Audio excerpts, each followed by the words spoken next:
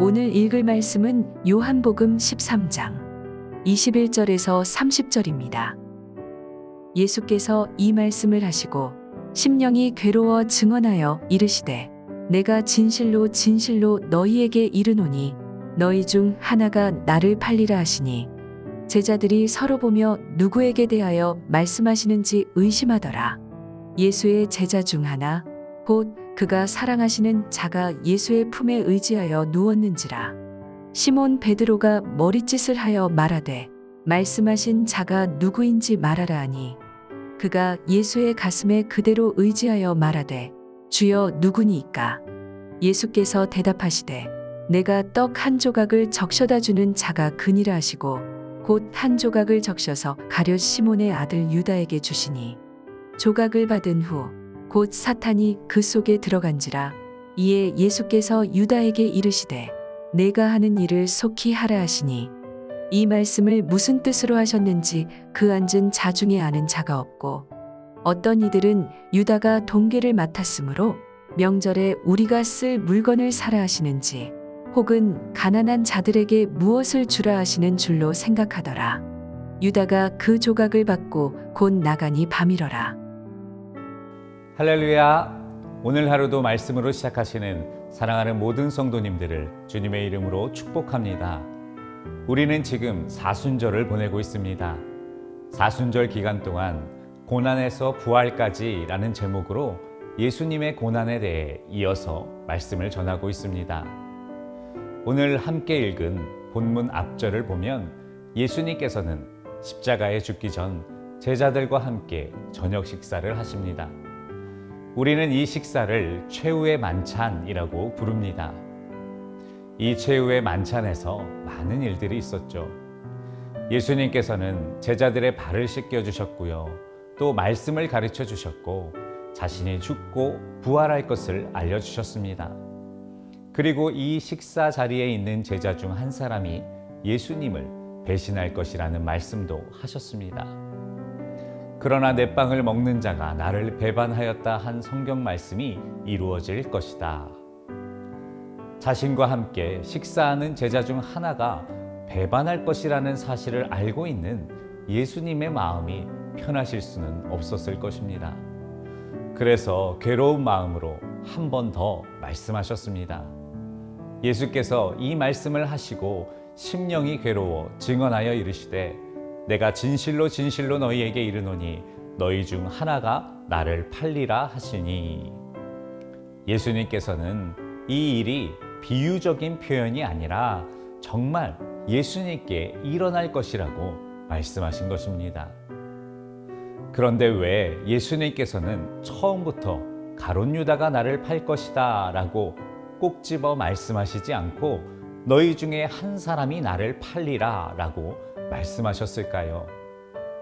성경을 보는 우리는 이미 가룟 유다가 예수님을 배신한다는 결론을 알고 있기 때문에 이 구절을 대수롭지 않게 넘기지만 이 말씀에는 큰 의미가 담겨 있습니다. 사실 유다의 배신은요, 이 최후의 만찬 이전에 이미 정해져 있었습니다. 마태, 마가, 누가복음 모두 가룟 유다가 최후의 만찬 전에 대제사장들을 만나 예수님을 은삼십에 팔기로 약속하는 장면을 보여주기 때문입니다. 그러나 예수님께서는 이 모든 사실을 아시면서도 처음부터 유다에게 범인은 너다라고 말씀하지 않으셨습니다. 너희 중 하나가 나를 팔리라 라고 말씀하시며 유다가 자신의 잘못에서 돌이킬 수 있는 기회를 주신 것입니다. 예수님께서 하신 이 말씀을 들은 가룟 유다의 양심은 분명 죄책감에 찔렸을 것입니다. 그러나 그는 끝까지 모른 척했습니다. 이렇게 예수님께서 유다에게 베푸신 회개의 기회가 날아가고 말았습니다. 저는 상상해 봅니다. 이때 예수님의 마음은 어떠셨을까요? 얼마나 속상하셨을까요? 저라면 실망감과 배신감에 당장 유다를 향해서 내가 범인인 것을 다 알고 있으니 어서 이 자리에서 나가라 라고 말했을 것입니다. 그러나 다른 복음서를 보면요, 예수님은 한 번 더 기회를 주셨습니다. 대답하여 이르시되 나와 함께 그릇에 손을 넣는 그가 나를 팔리라. 그러나 이 기회에도 가룟 유다는 그 마음을 돌이키지 않았습니다. 사랑하는 성도 여러분, 성경은 이스라엘 백성들을 목이 곧은 백성이라고 부릅니다. 그들이 자신의 잘못을 인정하지도 않고요, 죄에서 돌이키지도 않는 완고한 백성이라는 뜻입니다. 그러나 이 말은 이스라엘 백성들에게만 해당되지 않습니다. 죄에서 돌이키는 것을 죽기보다 싫어하는 우리의 완악함을 가리키는 표현이기도 합니다. 그러므로 가룟 유다의 이야기는 사실 우리들의 이야기인 것입니다. 결국 예수님께서는 유다를 정확히 지목하셨습니다. 예수께서 대답하시되 내가 떡 한 조각을 적셔다 주는 자가 그니라 하시고 곧 한 조각을 적셔서 가롯 시몬의 아들 유다에게 주시니. 예수님께서 가룟 유다에게 주신 떡은 단순한 범인 지목이 아니었습니다.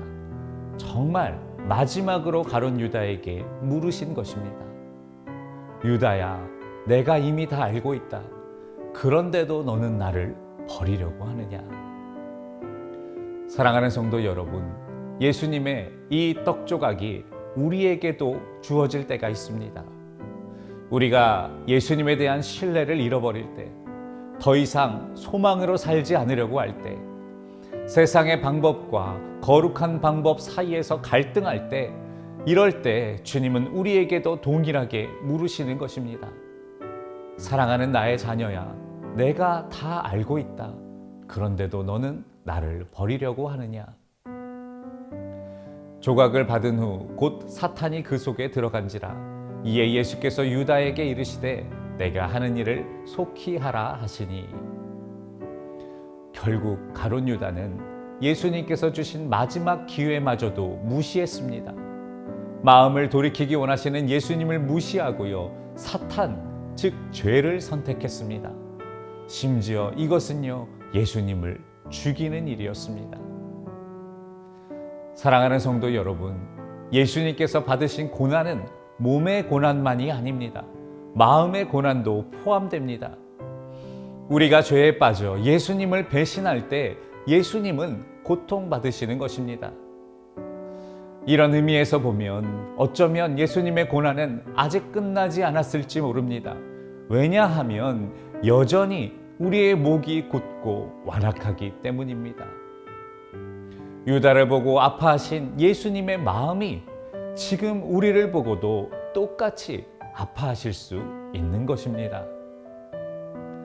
사순절을 의미 있게 보내는 여러 가지 방법이 있겠지만 적어도 이것 한 가지는 결단하시기를 바랍니다. 더 이상 주님 마음 아프시게 하지 않으리라. 좌절과 원망, 죄의 유혹이 나를 찾아와도 얼른 돌이키리라. 잘못했다고, 바꾸겠다고 용기 있게 말하고 실천하리라. 말씀을 들으시는 모든 성도님들과 제가 이렇게 결단하고 이렇게 실천하여 예수님의 마음에 위로와 기쁨이 되시기를 주님의 이름으로 축원합니다. 오늘 하루의 기도 제목입니다. 좌절과 원망, 죄의 유혹이 나를 찾아와도 우리를 사랑하사 용서하시는 주님을 바라보고 이기게 하옵소서. 함께 기도하시겠습니다. 우리가 감히 헤아릴 수 없는 사랑으로 우리를 구원하신 주님, 오늘도 말씀으로 하루를 시작하게 하심에 감사드립니다. 선택의 순간마다 예수님을 무시하고 살았던 우리의 죄를 회개합니다. 우리에게 주신 사랑이 얼마나 크고 깊고 넓은지를 잊지 않게 하시고 이 사랑 안에 살며 주님을 배반하지 않는 믿음의 사람들 되게 하여 주시옵소서. 성전 증축과 리모델링이 진행 중입니다. 안전하고 은혜로운 공사 현장이 될 수 있도록 지켜주시고 남은 모든 일정도 인도하여 주시옵소서. 우리 구주 예수님의 이름으로 기도하옵나이다. 아멘.